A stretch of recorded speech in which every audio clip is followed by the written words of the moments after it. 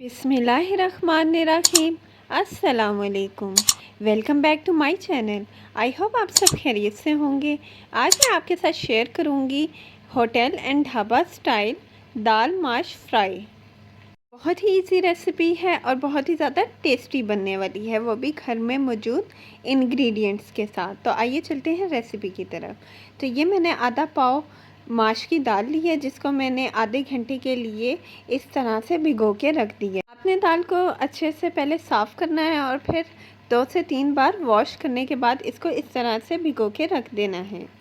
दाल भीग जाएगी तो मैं इसको बॉईल करूँगी जब तक ये सॉफ़्ट ना हो जाए।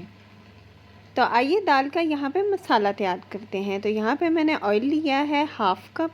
जब ऑयल हमारा गर्म हो जाएगा फिर मैं इसके अंदर ऐड करूँगी 3 मीडियम साइज़ की प्याज, जिसको मैंने इस तरह से बारीक चॉप कर लिया था। आप प्याज को यहाँ पे चॉप भी कर सकते हैं और इसका पेस्ट भी बना सकते हैं।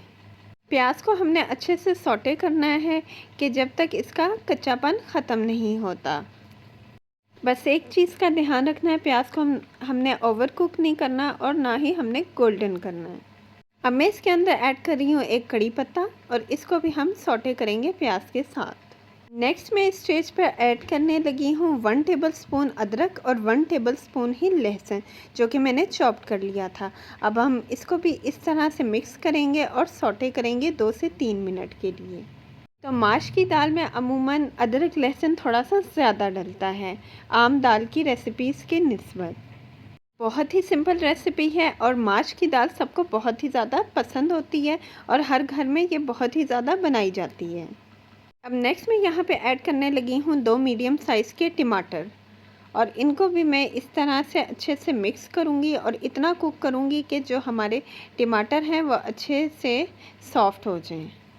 अब इस स्टेज पे मैं यहाँ पे थोड़ा सा पानी ऐड करूँगी ताकि हमारा मसाला जल ना जाए और टमाटर भी इस दौरान अच्छे से सॉफ़्ट हो जाएं। नेक्स्ट मैं ऐड करने लगी हूँ यहाँ पे मसाले। तो मसालों में सबसे पहले मैं ऐड कर रही हूँ लाल मिर्च का पाउडर, हल्दी और नमक हस्बे ज़ायक़ा। हल्दी मैंने यहाँ पे हाफ़ टी स्पून लिया है और लाल मिर्च का पाउडर मैंने 1 टेबल स्पून लिया है। साथ ही मैं यहाँ पे ऐड करने लगी हूँ ज़ीरा और सूखा हुआ धनिया, जिसको मैंने दरदरा कूट लिया था और ये दोनों मैंने लिए हैं 1 टीस्पून के हिसाब से। और अगेन इसको अच्छे से हम मिक्स करेंगे इस तरह से और मसाले की अच्छे से हम भुनाई करेंगे जब तक मसाला घी ना छोड़ दे। तो बहुत ही प्यारी मसाले की खुशबू यहाँ पे आना स्टार्ट हो गई है और देखें कितना अच्छा ये भून रहा है। अब मैं यहाँ पे ऐड करने लगी हूँ माश की दाल, जिसको मैंने ऑलरेडी बॉईल करके रख लिया था। बिस्मिल्लाहिर्रहमानिर्रहीम। और इसको अच्छे से मिक्स करेंगे। तो यहाँ पे ऑलमोस्ट हमारी माश की दाल रेडी हो गई है।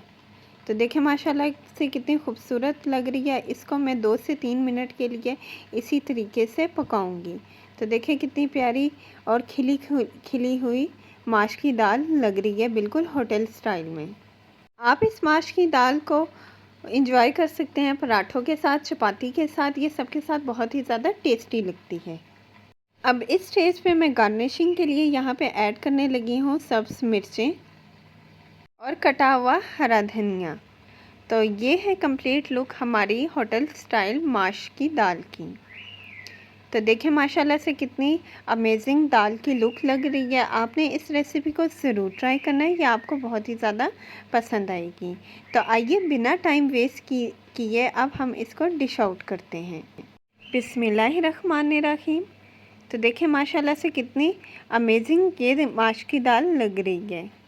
तो अगर आपको मेरी ये माश की दाल की रेसिपी पसंद आई है तो प्लीज़ वीडियो को ज़रूर लाइक करें और चैनल को भी सब्सक्राइब कीजिएगा और बेल आइकन को प्रेस करना बिल्कुल ना भूलें ताकि आपको मेरी लेटेस्ट वीडियोस के नोटिफिकेशन सबसे पहले मिलें।